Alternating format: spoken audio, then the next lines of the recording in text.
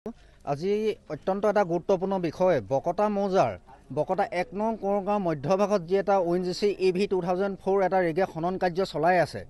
তেওঁলোকৰ গধুৰ যান বাহন অহাৰ পৰিপ্ৰেক্ষিতত আমাৰ এই ৰাস্তাটো সম্পূৰ্ণ একেবাৰে বিধ্বস্ত হৈ পৰিছে যাৰ ফলত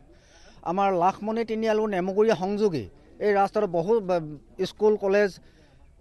বজাৰ হস্পিটেললৈ যোৱা বহুতো ৰাইজৰ অসুবিধাৰ সন্মুখীন হৈছে ইয়াৰ বিষয়ে আমি ONGC ঊৰ্ধ্বতম কৰ্তৃপক্ষক বিগত ১.৫ মাহ পূৰ্বে অৱগত কৰিছিলোঁ কিন্তু তেওঁলোকে এই বিষয়টো কোনো ধৰণৰ গুৰুত্ব প্ৰদান কৰা পৰিলক্ষিত নহ'ল সেয়েহে আজি আমি কাহিলি পোৱাৰ পৰাই সমগ্ৰ গাঁওবাসী ৰাইজৰ ডেকা যুৱতী বৃদ্ধ সকলো লগ হৈ আজি ONGCৰ বিৰুদ্ধে আমি পথ অৱৰোধ কাৰ্যসূচী গ্ৰহণ কৰিছোঁ আৰু যদি ONGCয়ে তেখেতলোকৰ অত্যন্ত এইটো এটা ব্যস্ততাপূৰ্ণ পথ তেওঁলোকৰ ইয়াত কেইবাটাও ৰিগে খনন কাৰ্য চলাই আছে আৰু এই পথটো যদি তেওঁলোকে মেৰামতি কৰি নিদিয়ে তেতিয়াহ'লে অনিৰ্দিষ্ট কাললৈকে আমি ONGCৰ বিৰুদ্ধে পথ অৱৰোধ কাৰ্যসূচী গ্ৰহণ কৰিবলৈ বাধ্য হ'ম আৰু ইয়াৰ লগতে ONGC কৰ্তৃপক্ষক সকীয়াই দিছোঁ তেওঁলোকে লক্ষ লক্ষ টকা ইয়াৰ পৰা তেল উৎপাদন কৰি আছে কিন্তু আজি কোপতি তেওঁলোকে এই স্থানীয় লোকসকলৰ কোনো ধৰণৰ সমস্যা তেওঁলোকে বুজিবলৈ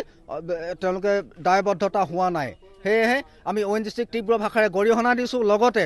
যদি বিগত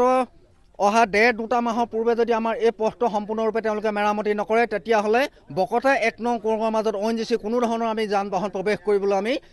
কেতিয়াও আমি নিদিওঁ এই বিষয়ে আমি ONGCক সকীয়াই দিছোঁ